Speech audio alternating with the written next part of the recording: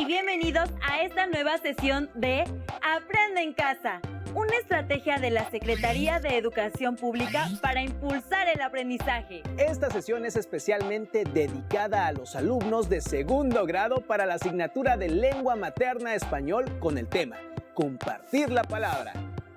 Esperamos que este programa sea de provecho para su avance educativo.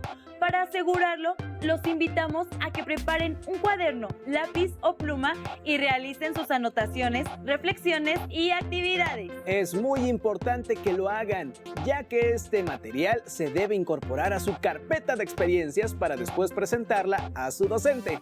En esta sesión nos adentraremos al tema Comparte la lectura de textos propios en eventos escolares. Les explicaremos dos situaciones importantes. Una se refiere a los elementos que deberán tomar en cuenta para redactar un texto y la otra contempla algunas estrategias para exponerlo ante un público. Esta actividad no es ajena a ustedes, porque en la escuela han expuesto temas, solo que ahora les pedimos que redacten un texto de su autoría sobre un tema, mismo que expondrán ante su familia. Podría ser un cuento, una anécdota u otro texto que puedan mejorar. El siguiente video, para hablar en público, les dará herramientas para tomar en cuenta al momento de expresar un texto ante un público. Les recomendamos hacer apuntes de la información para que puedan realizar los ejercicios que plantearemos al final de la sesión. Veamos juntos el audiovisual.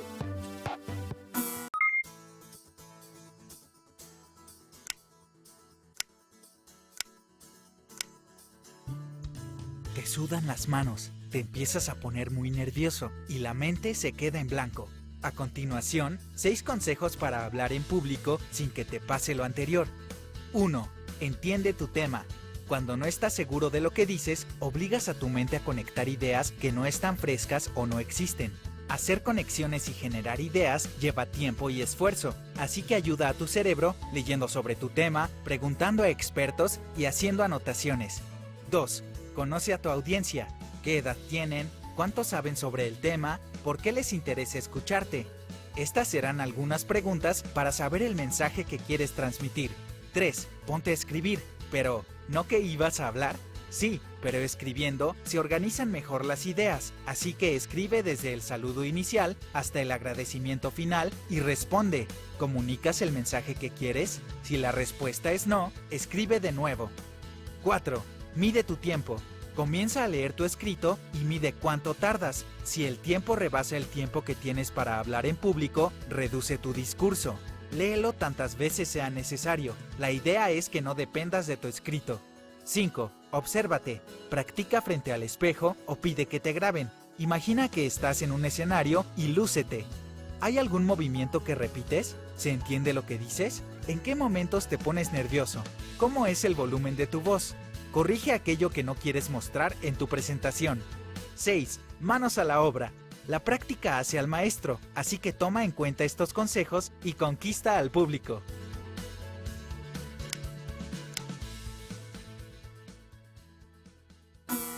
¿Conocían las estrategias para hablar en público? ¿Aprendieron alguna nueva? Como observaron, lo primero que deben tener claro es el tema a elegir, es decir, de qué hablará su texto. Es importante que conozcan el tema a desarrollar.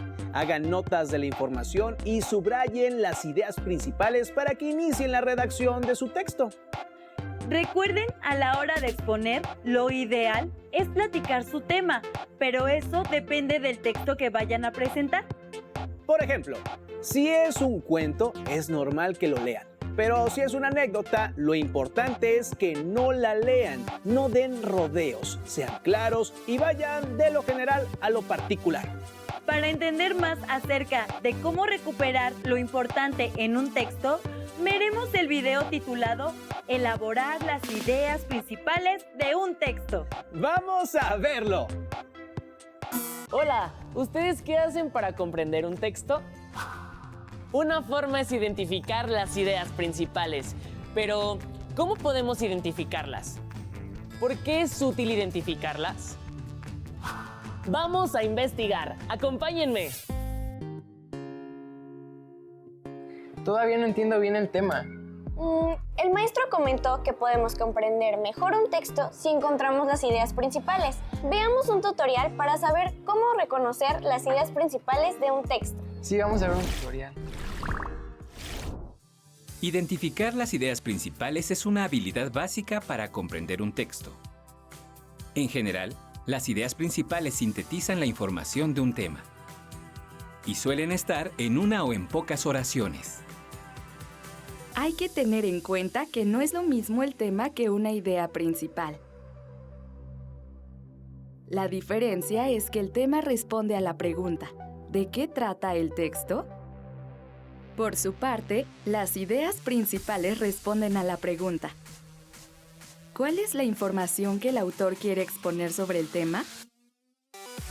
Identificar las ideas principales de un texto es útil para saber qué es lo fundamental de ese texto y comprender lo que quiere decir el autor acerca de ese tema.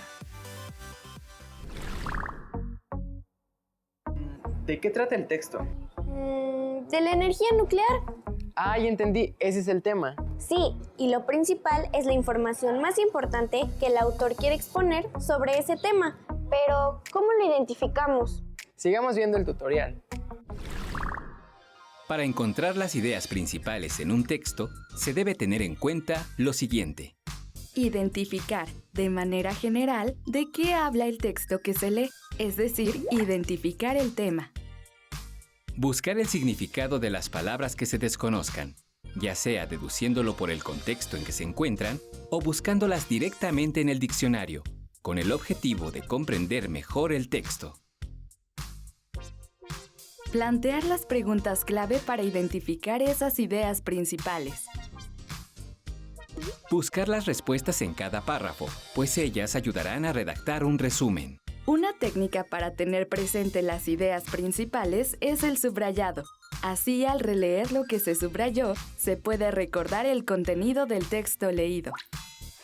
La información subrayada se puede organizar en temas y subtemas.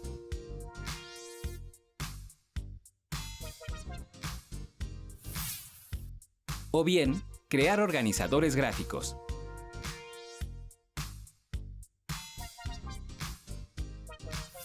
Dependiendo del objetivo de estudio. Para identificar las ideas principales, propongo preguntar ¿qué es la energía nuclear? De acuerdo. La energía nuclear es la energía que se obtiene al manipular la estructura interna de los átomos. Esta es una idea principal. Ahora, ¿cómo se obtiene? Se puede obtener de dos formas, por fusión nuclear y por fisión nuclear. Otra idea principal. También podemos preguntar qué pasa en la fusión y en la fisión nuclear. Y las respuestas son otras ideas principales. ¡Qué fácil! ¿Y si hacemos un mapa conceptual con las ideas principales? De acuerdo, definitivamente esto nos servirá para comprender mejor los temas. Sí, y podemos... Identificar las ideas principales de un texto permite comprenderlo mejor. Además, facilita la elaboración de resúmenes y organizadores gráficos. ¿Qué otras ideas principales identificas? ¡Adiós! Como observaron, las ideas principales sintetizan la información de un tema y responden a una pregunta. ¿Qué es lo que quiere decir su texto o el texto que están usando para crear un nuevo escrito? En este último caso, busquen el significado de la palabra que no se entiende, subrayen las ideas más importantes y realicen apuntes breves en fichas de trabajo. También es importante que sus textos o notas, además de la ortografía y la puntuación, estén redactados de manera clara. Deben estructurar su texto a partir de una introducción, un desarrollo y unas conclusiones. Veremos el video Palabras y frases de enlace, que será de gran valor para que presentes un texto con ideas claras. ¡Tomen nota! Según el diccionario de la Real Academia de la Lengua, conector es un elemento que pone en conexión diferentes partes de un texto o diferentes textos.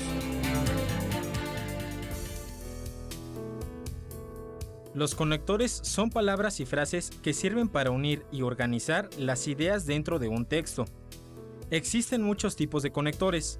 Por ejemplo, Los aditivos, como además, también y asimismo, que se utilizan para agregar información. Otros como a pesar de todo, sin embargo o por el contrario, se llaman opositivos y ayudan a expresar el contraste entre dos o más enunciados. Las preposiciones y conjunciones también son conectores que establecen distintas relaciones entre las palabras y las ideas. Un texto sin conectores es como un rompecabezas al que le faltan piezas. Analicemos un fragmento modificado del artículo de divulgación El cielo visto desde México.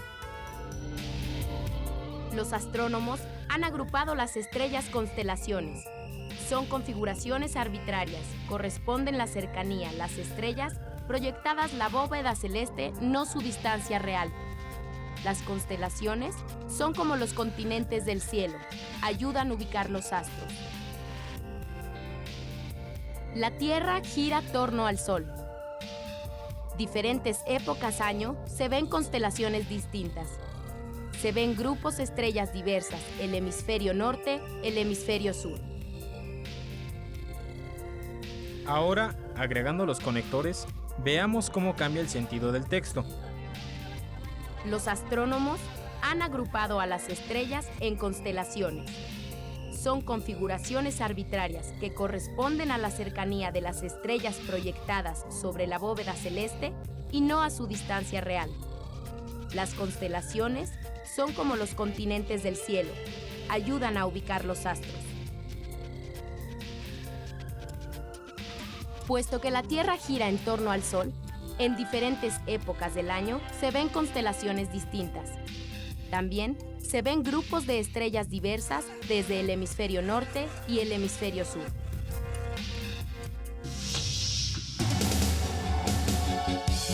Maestro, practiquemos el uso de las palabras y frases de enlace. Organizados en equipos, realicen el siguiente concurso. Redacten una frase que contenga el mayor número de nexos o conectores sin que estos se repitan.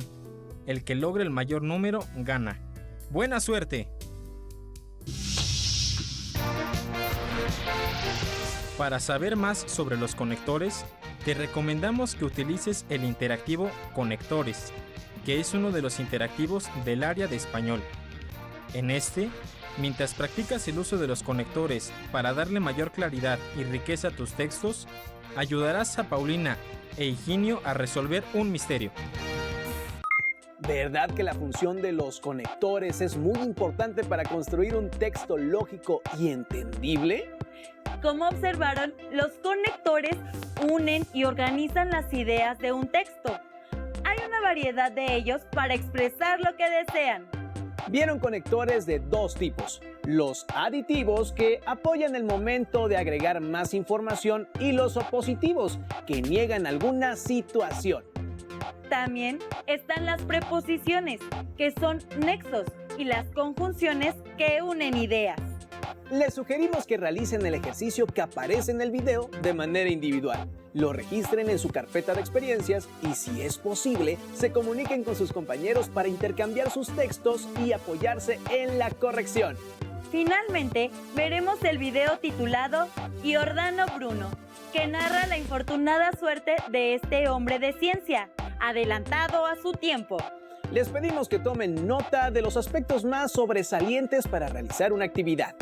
Observen detenidamente.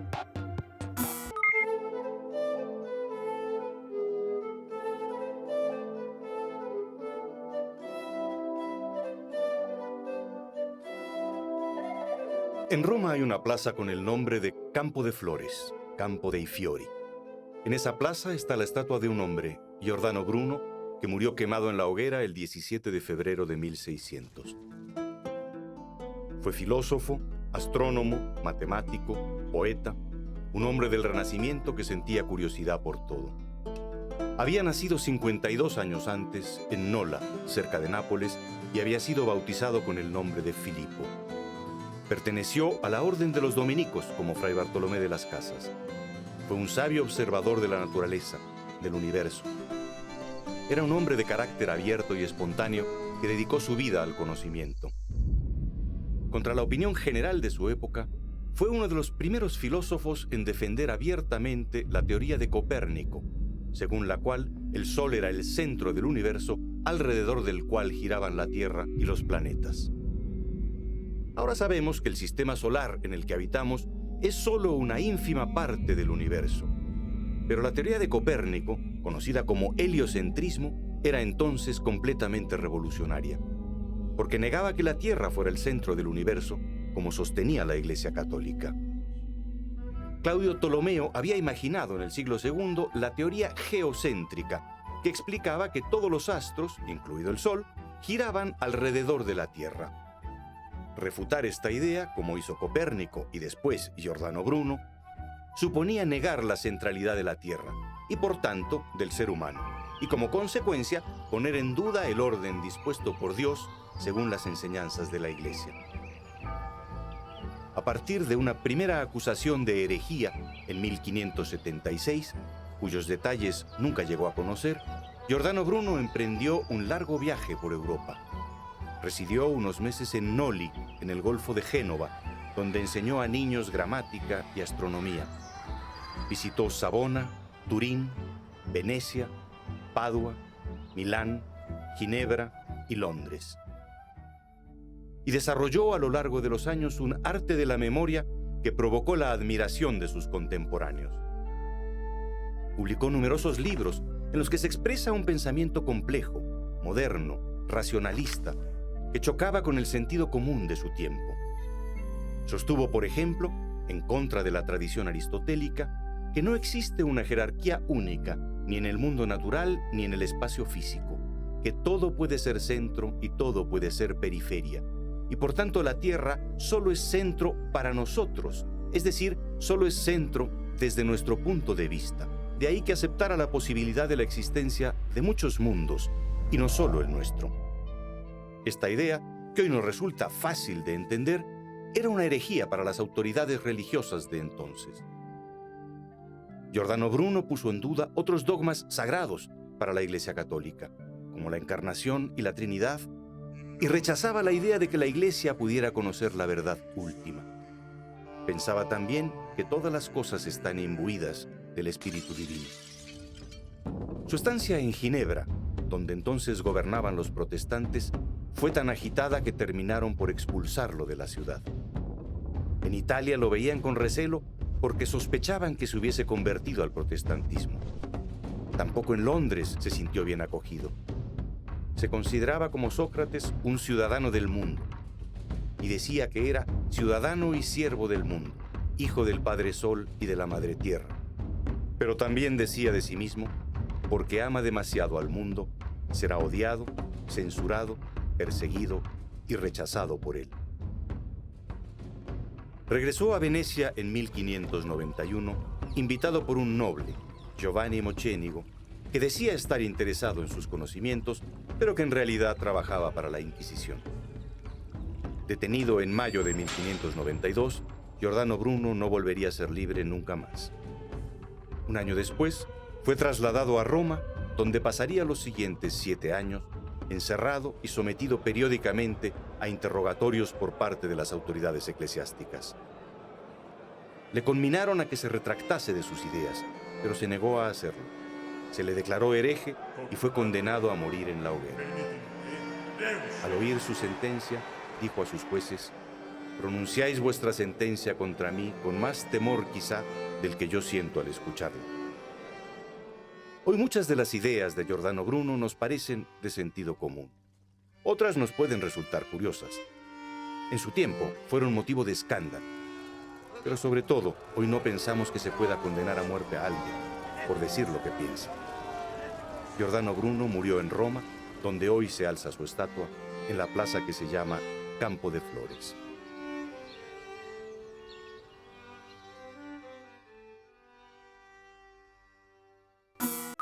¿Qué les pareció el video?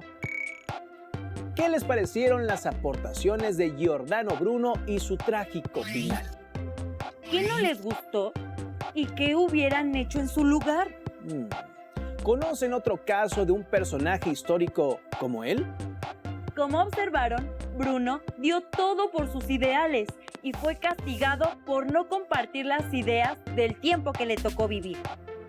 Si quieren adentrarse y conocer la vida de otras personas relevantes en la historia de la ciencia, les recomendamos el libro de los pioneros, La conquista del conocimiento, inventos y descubrimientos que cambiaron el mundo, de Teo Gómez, en la colección de libros del Rincón. Para concluir, anoten, respondan e integren las siguientes preguntas en su carpeta de experiencias.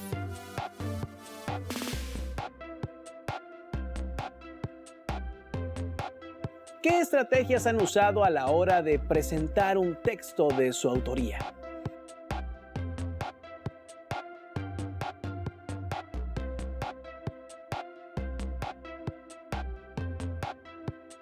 ¿Qué estrategias se usan para recuperar ideas principales en un texto?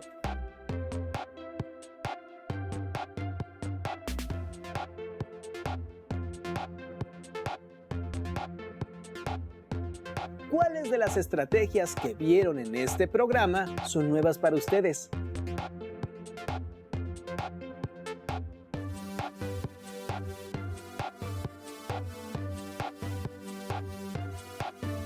A partir del video de Giordano Bruno, realicen un escrito breve.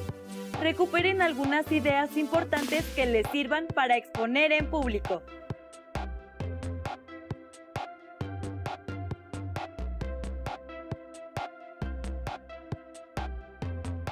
Por último, describan lo que harían para interesar al público.